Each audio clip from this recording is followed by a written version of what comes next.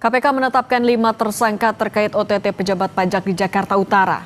Dalam kasus ini, KPK mengungkap adanya modus all-in dalam mengakali kewajiban membayar pajak. Salah satu tersangkanya adalah Kepala Kantor Pelayanan Pajak Madya Jakarta Utara. Bagaimana modus pegawai pajak memanfaatkan celah untuk melakukan korupsi? Kami bahas bersama mantan Komisioner KPK Saud Situmorang, Pak Saud, selamat petang.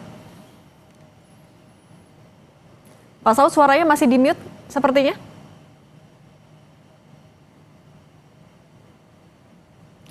Pak Saud sudah. Oke. Pak Saud, ini kalau modus all in kemudian mangkas bayar kewajiban pajak, ini sebenarnya modus yang dalam tanda kutip biasakah dilakukan di lingkaran pejabat pajak? Kalau yang saya amati mulai dari tahun 2015 ya, berarti ini tahun 2025 tuh nggak ada yang berubah itu, Mbak.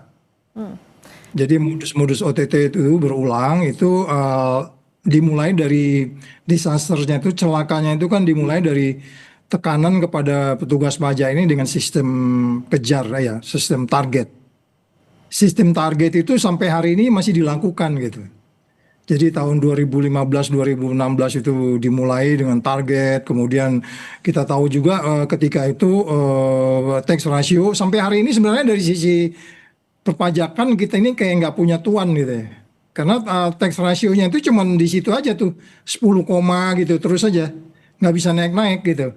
Sementara kita tahu Vietnam udah sampai 13 tax ratio-nya. Jadi kalau umpamanya tahun 2016 ada tekanan sistem target, kemudian 2017 muncul audit yang kecenderungannya suap, 2018 kemudian model sengketa damai begitu ya, 3 pihak sama dengan model ini kan 3 pihak tuh. Ya, petugasnya 3 orang, kemudian ada konsultan, terus ada WP-nya. Kemudian 2019 dicoba reformasi, tapi itu semua gagal. Kemudian ada Kortek juga nggak bisa apa-apa gitu ya. Karena digital itu tanpa insentif baru ya gitu 2020-2022. Kemudian tax ratio agak naik sedikit sebenarnya di 2024 itu, tapi itu ya masih di angka 10 itu. Jadi yang saya bilang tadi itu, ini menggambarkan banyak hal sebenarnya. Apakah kemudian karena sistem target ini menjadi perdebatan? Yes, itu perdebatan panjang. Jadi itu petugas itu dipaksa, dia embat-embat aja di mana-mana. Kemudian bagaimana kewajiban wajib pajak ini terjadi tawar-menawar atau katakanlah transaksi yang menimbulkan karena memang selama ini sistem target itu dipertahankan. Jadi audit itu dijadikan alat kejar angka, jadi audit kurang naikin gitu. Padahal pada bagian lain itu kan banyak sengketa tuh, sengketa itu lambat. Nah sengketa ini kan bisa jadi pintu masuk korupsinya, gitu Mbak. Oke, tapi Pak Saud, dia apapun dalihnya dari pelaku dugaan korupsi itu, tapi kalau ini sudah terjadi sejak 2015, biasanya fee yang mereka pasang untuk memangkas kewajiban pajak ini berapa Pak Saud? Nah itu tergantung itu komitmennya mereka, kan itu kan mereka yang berunding. Angka-angkanya saya nggak bisa memastikan beberapa angka, umpamanya motongnya sampai berapa, di markdown berapa, itu bervariasi tergantung besar dari pada si fiskus atau wajib pajak harus memberikan. Tetapi yang kalau kita melihat dari sisi angka sebaiknya tidak melihat dari angkanya. Besar kecil itu adalah korupsi, besar kecil itu adalah ketidakadilan. Jangan lupa wajib pajak ini kan dengan sistem target itu mereka yang perusahaan yang mau tutup pun dikejar targetnya. Itu banyak yang stres tuh. Ada yang gila tuh malah itu wajib pajak itu. Karena di pajak usahanya mau tutup, tapi karena sistem target mereka dikejar. Ini memang yang saya pikir Purbaya harus mengevaluasi ini lebih detail. Karena Korteknya sendiri yang kita anggap bisa menyelesaikan ini ternyata nggak mampu juga. Itu ibaratnya hanya memindahkan kamera dari sebelah kiri ke sebelah kanan. Padahal teknologinya seperti itu, terus kemudian di situ tawar-menawar semakin meningkat gitu Mbak. Nah Pak Saud, kalau misalnya sistem itu yang menjadi celah, kemudian dalam kasus ini Kepala KPP Madyanya juga bahkan sudah jadi tersangka. Berarti ini bisa dibilang sesuatu yang terstrukturkah, yang harus bertanggung jawab, harus sampai di tingkat atasnya lagi juga kah Pak Saud? Oh ya, itu kan nanti kan mulai dari orang lapangan mengaudit, terus kan itu kan sistemik ya, makanya disebutnya sistemik kalau pajak ini. Enggak orang lapangan, terus kemudian tingkat menengahnya, terus kemudian ke paling atasnya, dan enggak heran juga kalau sampai yang paling tingkat lebih tingginya makin besar ya, makin besar masih ke bisa juga ke level menteri dan seterusnya. Nah, oleh sebab itu kalau kita mau mengatakan bahwa kok bisa sih tax ratio kita ini 10% ya kan memalukan. Vietnam itu negara biasa-biasa aja bisa 13%. Itu sebenarnya banyak variabel kompleks yang nggak bisa kita bicarakan secara ringkas. Tetapi Kementerian Keuangan saya pikir mereka lebih paham. Tapi mereka nggak bisa keluar dari jebakan sistem target itu. Target dikasih target, kemudian mereka nekan WP-nya stres.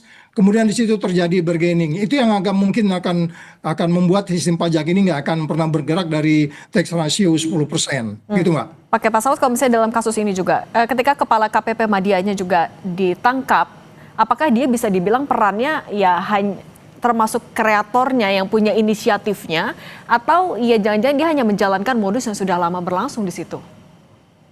Ya, ini kan sebenarnya hanya gunung es ya. Di tempat lain nggak bisa kita katakan bersih dari persoalan ini. Ini kan KPK bekerja karena ada laporan kan. Kalau nggak lapor atau laporan tidak lengkap dan seterusnya. Dan seperti saya katakan tadi, mulai dari eselon 3, eselon 4, eselon 3, eselon 2, eselon 1, itu kan semua pekerjaan dikontrol oleh mereka. Mereka tentu sangat ketat mengawasi anak buahnya.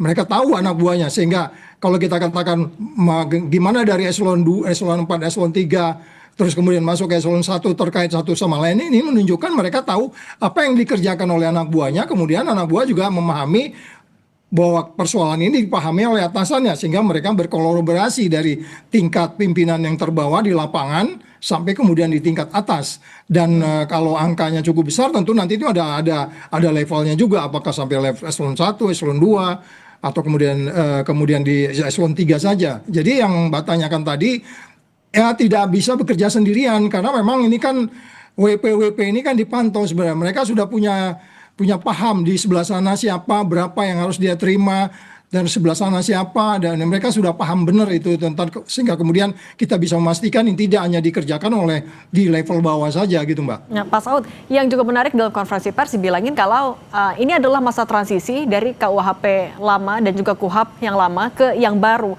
Apakah transisi ini akan jadi ganjalan ketika di proses penyidikan? Oh enggak, itu hanya ini aja kok ya, formil materialnya enggak jauh, itu hanya kemudian bagaimana isu HAM menjadi lebih baik dan seterusnya. Itu kan sebenarnya juga kita lakukan dulu. Kita nggak pernah nunjukin orang di depan publik, ya kan. Ntar aja di pengadilan juga publik tahu. Itu kan kemudian karena stylenya nih KPK jilid berapa nih? Jilid berapa tuh? 5 dan seterusnya, itu mereka mengubah gaya, harus dipamerin segala macam, untuk apa juga.